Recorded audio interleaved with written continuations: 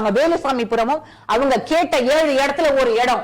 நீங்க அங்க போய் கரூர்ல அவங்க கேட்ட அந்த ரவுண்டானாவோ அல்லது உழவர் சந்தையோ அந்த பகுதியை நீங்க பாத்துருந்தீங்க அப்படின்னா அங்க இந்த 25,000 பேர் போயிருந்தாங்கன்னா இப்பயாவது 41 பேர் தான் இறந்து போயிருக்காங்க. அங்க இருந்திருந்தாங்கன்னா மொத்தம் 25,000 பேர் இறந்து போயிருப்பாங்க. அமராவதி ஆத்துல விழுந்திருந்தா யாருங்க காப்பாத்திருக்க முடியும்? விஜய் இறங்கி போய் காப்பாத்திருப்பாரா? அவருடைய படத்துல வர மாதிரி காப்பாத்திருக்க முடியுமா அவரால? 41 பேர் இறந்து போயிருக்காங்க. அவரால் ஒரு இரங்கல் தெரிவிக்க முடியல, வருத்தம் தெரிவிக்க முடியல.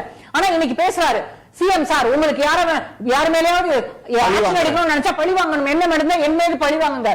ஏன் உங்க கட்சிக்காரர்களை உங்களால கண்ட்ரோல் பண்ண முடியல? ஜெயலலிதாவாக இருக்கட்டும், கலைஞராக இருக்கட்டும், அல்லது ராமதாஸாக இருக்கட்டும், அல்லது திருமாவளவனாக இருக்கட்டும், அவங்களுக்கு வரக்கூடிய கூட்டத்தை அவங்களால ஒரே சொல்லால கட்டுப்படுத்த முடியும். உங்களால ஒரு சொல்லால உங்களுடைய கூட்டத்தை கட்டுப்படுத்த முடியவில்லையே. நாமக்கல்லே பிரச்சனை நடந்ததுங்க. நாமக்கல்ல அவ்வளவு பேரும் மயங்கி விழுந்தாங்க ஹீட் ஸ்ட்ரோக்ல. அன்னைக்கே அவரோட உடனே அங்கேயே பேசி அங்க இருந்தே அடுத்தது கரூருக்கு போகும்போது சீக்கிரமா போகணும்னு நினைச்சிருக்கணும்ல. பெரம்பலூருக்கு போகும்போது இனி பெரம்பலூர் போனா நேரம் சரியாக இருக்காது, அங்க கூட்டம் அதிகமாக இருக்கு, போனா பிரச்சனை அதிகமாகும் திரும்பி போனாரு. அதே மாதிரி இங்கேயும் செய்திருக்கலாம்ல. இங்க செய்திருந்தா கான்சிக்வன்சஸ் இன்னும் அதிகமா இருக்கும். அதான் இன்னைக்கு ஏடிஜிபி டேவிட்சன் சொல்றாரு, நாங்க ஒருவேளை அவரை ஸ்டாப் பண்ணிருந்தா கான்சிக்வன்சஸ் அதிகமாக இருந்திருக்கும். ஏன்னா கிரவுட் வந்து ரொம்ப டெஸ்பரேட்டா வெயிட் பண்றாங்க. அவர் கூட வந்து பைக்ல சைடுல வந்து விழுகுறாங்க, பஸ்ஸுக்கு சைடுல. என் டிரைவர் பார்த்து சொல்ல மாட்டாரா? இல்ல இவரே பார்க்க மாட்டாரா?